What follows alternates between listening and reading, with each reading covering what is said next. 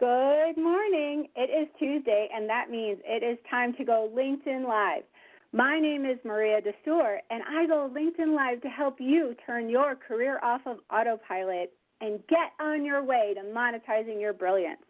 And today we're going to try something different. I am joined today by three panelists who have a wealth of experience in corporate and in life and in mindset coaching. Yvette Ayuso, Yvette Flower, because that's not going to be confusing, and Linda Galambos. Thank you, ladies, for joining me this morning. Now let's dive in and figure out how our greatest strengths might actually be that thing that's holding us back from our next big move. So who's ready? Are you ready? Let's get out of our own way and get on our way. First, I'd like to introduce Yvette Flower, former top-producing senior executive turned burnout survivor. I know we can all identify with this. Yvette now empowers sales executives and professionals and entrepreneurs to cultivate resilience and conquer self-doubt and excel in lead generation activities. That means making more money. All right, Yvette, can you tell us about the framework we are going to explore today? What is positive intelligence? Definitely, Maria. Thank you so much for having me today. I think the biggest takeaway for us on learning what positive intelligence is understanding that in order for us to make a positive change, we have to build habits. So it's not just about insights. It's not just about reading a book and now we're ready to go. That is only 20% of the equation. So if you're going to read a book, that's great. If you're going to attend a webinar, that's great. You're going to take notes, that's great. But 80% of that should come from practice, practice, practice. And that's how you build consistent habits. And that is exactly what positive intelligence enables us to do.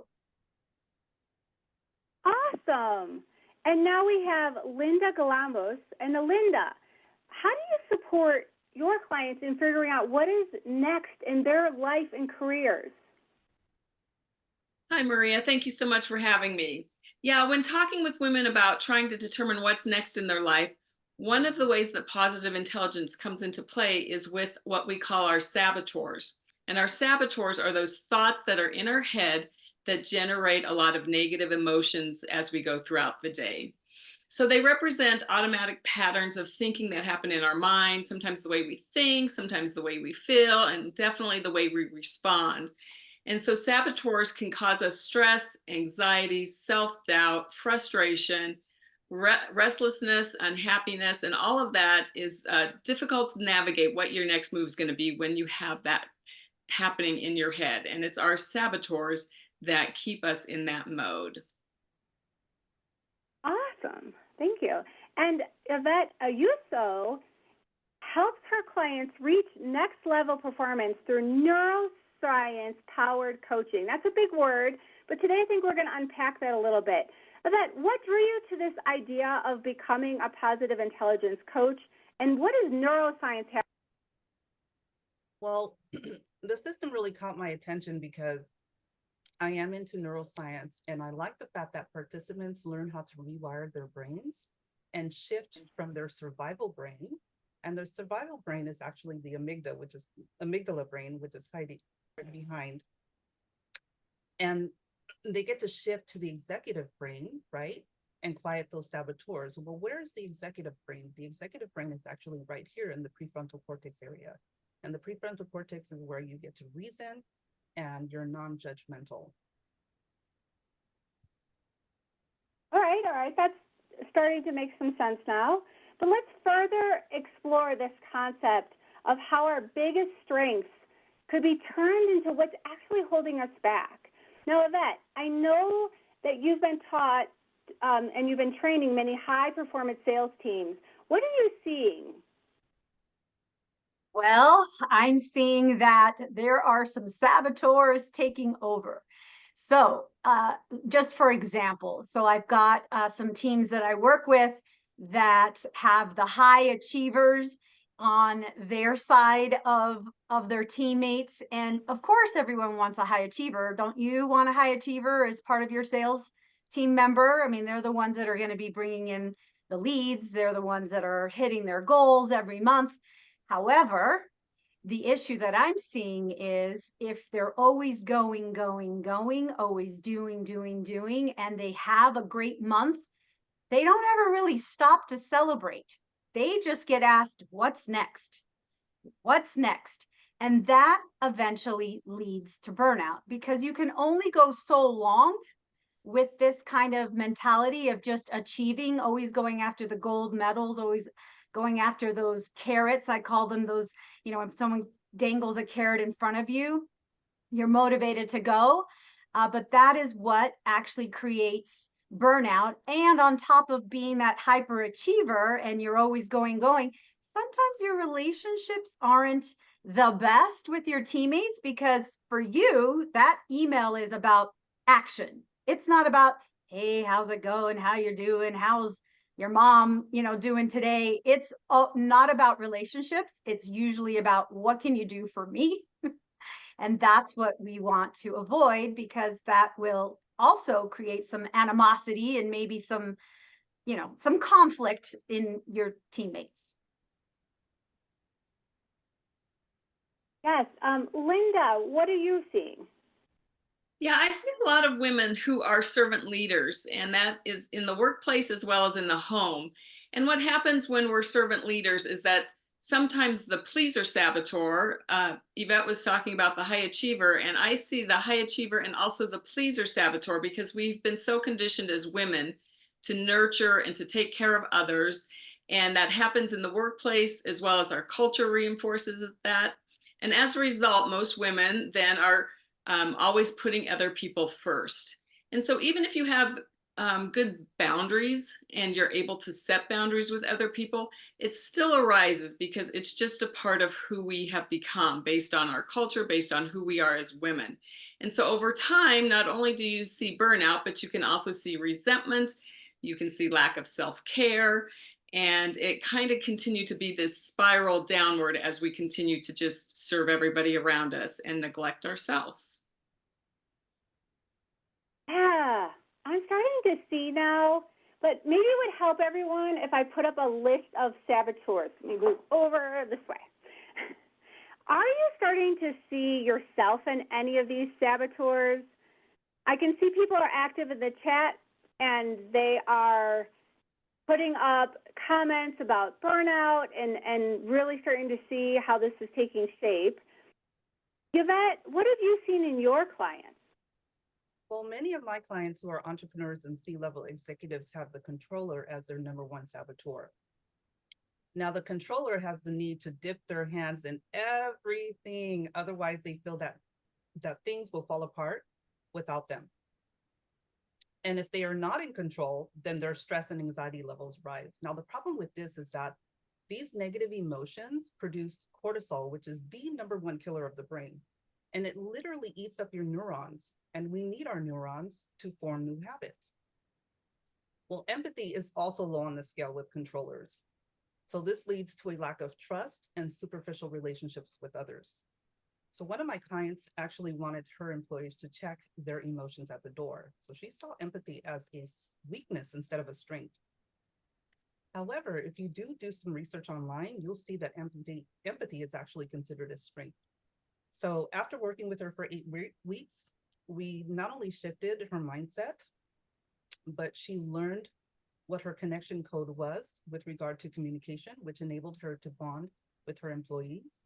And as she created more cohesive working environment, she also learned to let go of her controller behaviors, which allowed her employees to increase their productivity levels. Wow, this is powerful stuff. Everyone, comment in the chat if you're seeing it, if you're starting to see the picture. We're going to shift to the next step, and that is the limiting beliefs and justified lies that each of these saboteurs tells. Every one of you on here today is a very accomplished professional, and it's hard to believe that our hyperachievedness or our need to follow the rules can actually be the thing holding us back. But right now, as we take a deeper dive into these lies that these saboteurs are telling us, I think it's going to become more clear. And it all starts with the judge. And Linda, I think you are a good person to tell us about the judge. Yeah, the judge is the biggest saboteur of all. It is always present in our mind. It's that voice and those thoughts that we have that judge other people. It judges the circumstances that are happening in our life. And most of all, it judges us. It judges ourselves. And so it is very feelings based. So those feelings of regret or disappointment or shame and guilt, all those negative feelings are coming from our judge. And when we think about the judge, you can also think of him as just kind of a big bully. It's the big bully voice in your head that's saying you should do this, or you shouldn't have done that, or you should have said this, or why do you always do this? When is it going to get better? All that negative emotion and feeling that's going on in our head when we are continuing with ruminating. And ruminating is just a term that's thoughts that are repeated over and over in your head. That's the judge. And lots of times it'll say things like, if I don't push you, you're going to get lazy. Or if I don't punish you for your mistakes, then you're not going to learn from them and you're not going to repeat them. And so it's those voices again that show up in our head. And it's simple. It can be as simple as I'm just not good enough, or this is too hard, or I can't do this. So we have a pretty wide range of extremes that the judge does present ourselves with. And in a recent coaching session that I had with a client, I could see her judge and pointing out to her that she's starting a business, and she was thinking, well, there's more creative people out there than me. Nobody's going to want what I have to offer. And that's a perfect example of the judge in our head, really just trying to keep us down. It's there, that voice is there to protect us. We are bent, our minds and our brains are bent on being more aware of the negative things happening in our life, and that is for survival reasons. We'll always be tuned into that. And I like to use COVID as a simple example that even in 2020, this little tiny virus, of course, all of our brains and the whole world went to how can we survive as a species? So that negative bent in our brain is there for a reason, but when it becomes a judge that keeps us down, that's when we need to catch it and do something about it. Awesome. And it all starts with the judge. That's what it's sounding like. But then all these other accomplice saboteurs stack on. Yvette, what are you seeing? Well, I'm sorry. Wrong Yvette. Go ahead, Yvette. Well, I'm going to talk about the stickler saboteur, which has a perfectionism streak and a need for organization and order taken way too far. So sticklers are highly critical, not only of themselves, but also of others. And the attitude is, if you can't do it perfectly, then don't do it at all. So the stickler tends to take on more responsibilities than the average employees, which leads to suppressed anger and frustration when others don't live up to sticklers' ideal standards. Now, this happened with one of my clients in Canada who had a severe case of the stickler, so bad that she literally set up calendar reminders for her colleagues. I know, crazy, right? So she actually overloaded herself with too much work. So she created unnecessary stress, right, and anxiety for herself, where she eventually became very ill. So what we did was we actually focused on her health and the stickler saboteur. And she really made a concerted effort to turn those things around with the tools that I gave her. So not only did she reduce her stress and anxiety levels and improve her health, but whenever the stickler pops up now, she can easily shut it down. So she feels liberated now and has learned to let go of perfectionism and no longer sets calendar reminders for her colleagues. So Rachel, if you're watching, I want you to know I'm very proud of you. Yes, and I see this when I help people through their career pivots. For instance, We may already be judging ourselves because we're out of work or we're underemployed or we just want more. And then that stickler gets in there and says, okay, I'm going to be disciplined. I'm going to work hard on my job search. I'm going to get out application after application. And that feels like progress, but in a job search, especially these days, we know that sending out hundreds of applications is really not the best approach. And what that really is, you know what that is? That's your avoider. That's your avoider keeping you from doing that uncomfortable networking into a job, which is really what you need to do. So, I'm really starting to see this. Yvette, do you have a story to share? Well, you say Yvette, but it's Yvette, and that is where the problem lies with two Yvettes. Yes, so imagine having the hyperachiever and the avoider as one of your accomplice saboteurs. So you want to have that, you're driven, you're pragmatic, you're decisive, you're willful, you're persistent. But then there's that avoider part of you that sure is easygoing, you're even keeled, you've got this great temperament, you're flexible and you're adaptable, and those are all great strengths. However, when you try to put those two together and they're kind of fighting with each other in a way, that's when you get that saboteur from that.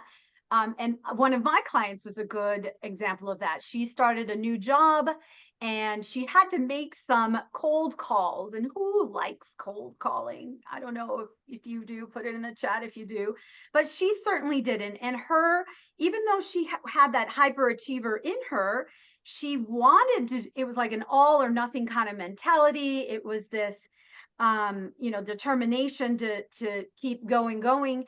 But her avoider was just, I'd rather do this instead. I'd rather do something else, that wasn't going to bring her business as this new job that she was taking on. So because she, avoided those difficult things, she was getting down on herself. She was saying, maybe this isn't the right job for me. Maybe I'm not good enough for this. Maybe someone's not going to want to pick up the phone. What if I'm interrupting their day? What if they're thinking all these negative things about me? And so we had to have her take a step back and understand that the service she was providing her clients was important enough for them to pick up the phone. And if they didn't pick up the phone, that was okay. So what we had her do was practice PQ reps before each phone call. So what she did was she used a visual cue. She had 2 jars, one of them with paper clips, one of them without. That way, when she made a call, she took one paper clip out of one jar into another, and that was her visual. Okay, I'm doing great. I can keep going. And the great thing about it was that by doing this, she increased her prospecting outreach by 65%. And she increased her bookings and her meetings by 33% and won a Rookie of the Year award just by doing that. Wow. That is amazing. Does anyone else have an example they want to share? I feel like we should talk about the restless saboteur a little bit because it's kind of a popular one. And I know it's one of my saboteurs as well. And the restless saboteur is simply the saboteur that kind of tells us that we're bored or that there's more to life. It's that fear of missing out voice in your head that's telling you to change jobs like every year. Or it really is what it says. You're restless about a lot of things in life. And I didn't ever realize this was a saboteur until going through the program. And I could see, looking back on my life, the times that I felt restless and was like, wow, that makes so much sense. And so that's a really important one. I think a lot of people have that restless saboteur. So I just wanted to mention that one. Oh, and Linda. Yeah, and the comments are going wild. Restless was a ding, ding, ding, ding. Okay, go ahead. Well, I think that big thing too, Linda, with that is kind of like you're digging that well, right? And you're like, okay, this is it. This is the program I need to do. This is the book I need to do. This is the person I need to work, whatever. You're digging the well. And then you stop right before you get to the water and you're like, squirrel, let's dig over here.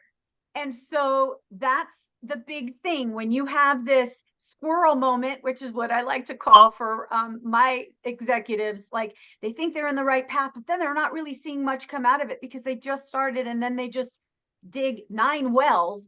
And had they just gone a little bit further, they would have hit water. Yes, I love that example of the well digging. Thanks so much, Yvette, for that. Yeah, perfect. Yep. Squirrel, squirrel, squirrel. Yeah, that's me for sure. All right, audience, are you seeing it? But of course, we all want to know how we fix it. So, how do we build that mental fitness? How do we stop going down those well burned in neural pathways that we have built for ourselves and construct things that are going to serve us better and get us to that next thing? Well, number one, we spoke about being aware, that interceptor muscle, catching when you're in that spiral is the first thing. And sometimes you're going to see it in yourself, but in the beginning, what I found for me is I started seeing it in others. I would see a coworker and I'd be like, controller much? Of course, that was my judge, but we're baby stepping here, right? We're learning, and you're going to start seeing it, I promise. Now, what are you guys seeing, Yvette? Or, I don't want to say your names wrong, but it's just easier. Yvette A or Yvette Flowers? Are you That's you, girl. Yeah, so with regard to shifting from working from the amygdala part of the brain, right, the survival, to the executive or sage part of the brain, which is the prefrontal cortex, is your negative emotions are actually a gift. They're your alert signal. So the minute that you hear it, or your brain starts to go into that motion of, saying a lot of negative things, you want to shift immediately to the prefrontal cortex, the sage part of the brain. And that's where, you're reasoning and you're processing those negative emotions. And the reason why you want to shift is because think about your hand on the hot stove. You don't leave your hand on the hot stove, right? Because you're going to severely burn your hand. Well, it's the same thing with your negative emotions, right? You continue to allow your brain to sit on those emotions. You're going to ruminate, and they're going to take you down a rabbit hole. And so by shifting to the prefrontal cortex, again, you're working to strengthen that part of the brain, and you're going to start rewiring the brain to create these new habits of thinking positively. And you also have to remember that your old habits of your old way of thinking negatively, that's been hardwired, and that's going to take some time to unwire. And so all I can say is, as you shift to a more positive way of thinking, remember that this is going to take some time. And so be kind and gentle to yourself, because this is a cruel world. And so, again, we have to love on ourselves and be kind and gentle on ourselves as we start to rewire these new habits. Right. And, we're all really busy people. How are we going to fit this in? What I like to equate this to is an example I heard from our mentor. He spoke about those race car drivers, how they have to stop and change their tires, because if they don't, it's not going to go well. Well, if you are spinning this fast and you never stop to change your tires, you're going to make a mistake. You're going to send that angry email. You're going to cut someone off. You're going to make a bad decision. Linda, how can we fit this mental fitness training? Do you have any examples of how we can fit that into our busy lives? Yeah, I do. Thanks, Maria. The beauty of positive intelligence is the PQ reps that it teaches, and they are very simple and easy to do. And the beauty of a PQ rep is that it will teach you how to start rewiring your brain, just as Yvette was mentioning. It's teaching you how to be aware that maybe your hand is on the hot stove, but now let's silence that negative emotion that's really wanting to take us down. And so we can do that. One of the ways that I like to teach my clients, like to be practical, whether you're driving or sitting in a meeting, is to do what is called a visual PQ. And that could be, an example would be to just like look for everything that's blue in the room. And of course it can be any color. But when you start to look around the room and you notice, oh, I have a blue water bottle, and you're going to label it as you see it. Oh, look, there's a blue folder. Oh, and I look out my window and the sky is blue. It starts to redirect your brain and redirect your thoughts off of the negative spiral that your brain wants to take you down.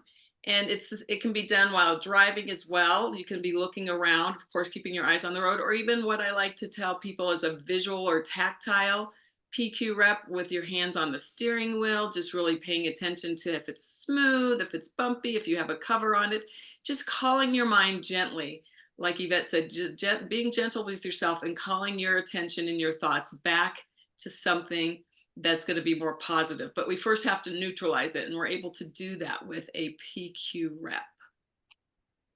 Okay, so the way I understand it is we see that we're triggered, or we're maybe even just doing it in the morning just to build up our mental fitness battery.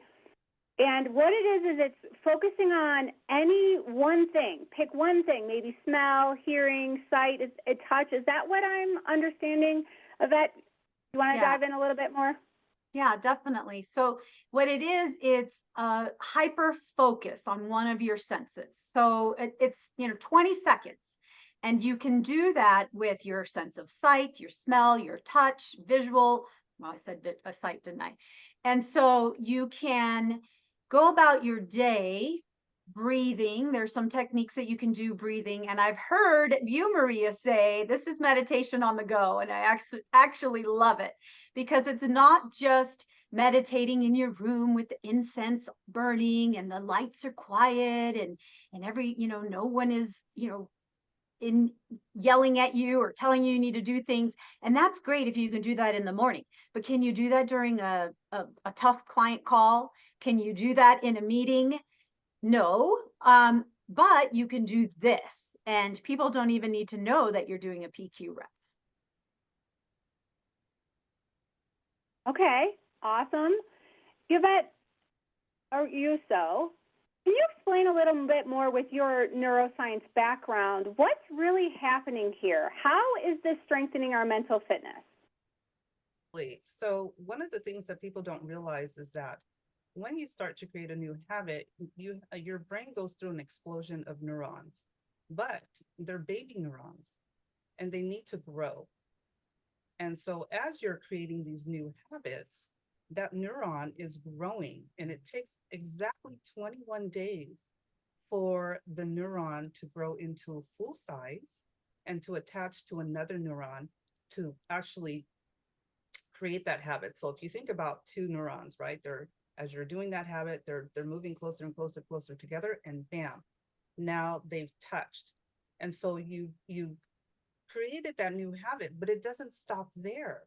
What happens is you have to maintain that habit. So I call it wet cement. So the wet cement needs to dry, right, in order for you to walk on the pavement. And it's the same thing with our brain. You have to continue to maintain that habit in order for your brain to strengthen that new habit. Otherwise, you can literally unwire it. Awesome. And I think you had an example of one of your clients, how they were able to work in PQ reps into their busy day. Absolutely. And so my other client, she's a police officer. And the crazy thing is that her negative thoughts were so loud that when she first came to me, she had such a heavy disposition about her. She did not smile. There was no laughing. She was very serious. And what she did throughout the day was she did this just by touching her fingers together, right? Rubbing her fingers together. This is really easy to do, and you can do it anywhere. People don't know what you're doing. You're sitting down. I could be rubbing my fingers right now while I'm talking to you. The other thing that you can do is rub your hands together. People don't realize that this is an actual thing that calms your brain or calms your system down, right? But it does. And so all of these things really help to support your prefrontal cortex, right? And strengthen that part of the brain. And so she did this she just took this and she ran with it. And what happened was within a week, just a week, when she came back to me, she was smiling, she was laughing, she had such a light disposition about her. And I was just blown away by her transformation in such a short period of time. She has loved this program so much that we're actually looking to taking it into her division. Fantastic. All right, audience, if you have any questions about PQ reps, about saboteurs, about the interceptor muscle, put them in the chat. I am doing my best to monitor it. I also wanted to talk about my experience with the program. When I first started, like all of you, I had a million things to do. I didn't think I could do this. What really made a huge difference for me was putting the program next to the bed, which means the phone. The program is actually an app, and when you wake up in the morning, you can just turn on the lesson of the day. It is 2 minutes. Everybody has 2 minutes to invest in their mental fitness and their mental health. And then right away, I would do a meditation for 5 minutes or do PQ reps for 5 minutes in the PQ gym. What a difference it makes when you start your day off with intentional calm and centering versus hitting the snooze alarm, hitting the alarm, tripping out of bed, falling, running, going through your day, run. I'm sure that none of you do that. All right, let me check really quick. How long and how often should someone do PQ reps? Who wants to take that? I'll take it. All right.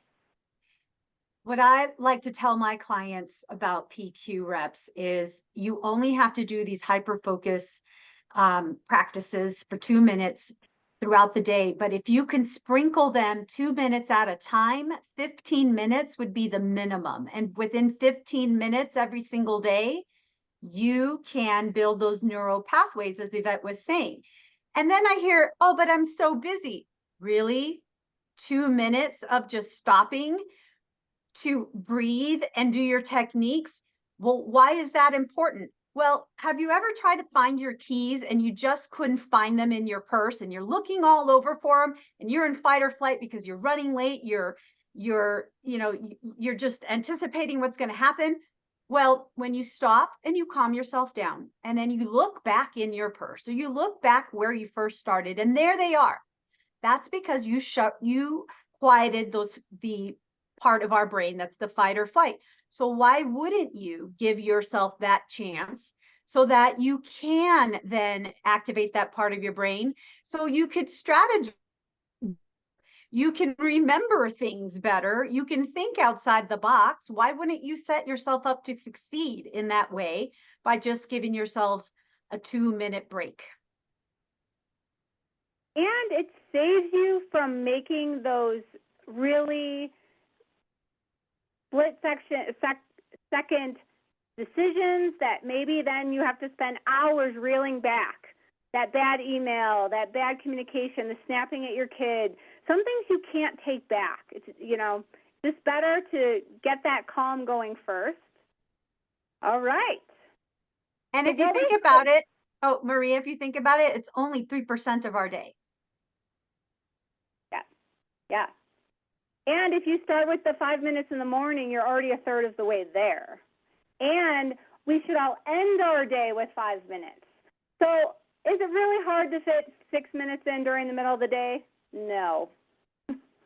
Maria, you said something really powerful that I just want to expand upon. You said, for those of you who are mothers, you can literally do these PQ reps with your children, and you're really setting the foundation for them so that when, as they grow, they'll be able to handle stress better because their brains are still, maturing.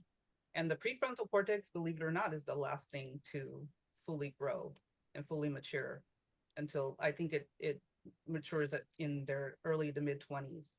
So PQ reps, set them up early. They are little sponges and model what we do, good, bad, and ugly. Okay. All right. So today we spoke about the 3 steps that you can take to keep your best qualities from actually sabotaging you. And to recap, that was number 1, be aware. See the judge and the saboteurs in action. Number 2 was building your mental fitness. And number 3 is learning to channel your sage. And we're not going to go deep into that today because that is what you would learn if you went into the Positive Intelligence program, if you connected with any of us four ladies today, and that's where you learn how to make decisions and act from the point of sage. Do any of the panelists want to expand on that just a little bit? Yeah, I can do that. I like the example that Yvette Flower gave with looking for your keys. What's really happening when you do that PQ rep and you stop is that you are doing several different things in those 2 minutes. One, you are actually bringing more calm and awareness and even oxygen if you choose to do some breathing reps to your brain, which allows you to start to be able to think more clearly and to focus and to calm your brain down. And that is what we do call the sage, where we're tapping into that part of our brain, that executive functioning, like Yvette Asuro said, is that we're tapping into that, and that is where our wisdom lies. That's why we call it the sage. It's where our wisdom lies. It's where we can rationalize. It's where we can think more clearly, and it's learning to flip the switch, if you will. So from going from the saboteurs into your sage can be just like flipping a switch once you do some practices with it. And it's keeping your battery charged, as an example. Like, we would never let our phones die down, right, and just completely turn off on us. We're always making sure they're charged and we plug them in. And so those PQ reps help plug us in so that we can stay fully powered on in a positive way and access the sage that's within all of us. Right. Okay, so what happens next? Yvette. Well, do you want to know if your greatest strengths are sabotaging you? Well, why don't you take the free saboteurs assessment?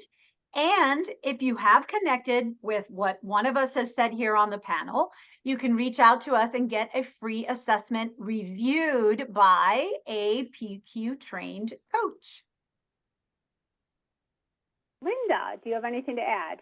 Yeah, I would just say that if you're ready to gain control of your thoughts and your habits and those feelings and emotions that aren't really serving you, then I piggyback on what Yvette Flower said. Take the saboteur test, connect with us, and we will give you a little bit of a 1 hour session to kind of go over that test with you and create a mini plan to address how it's showing up in your life and the next steps that you can take. Yvette.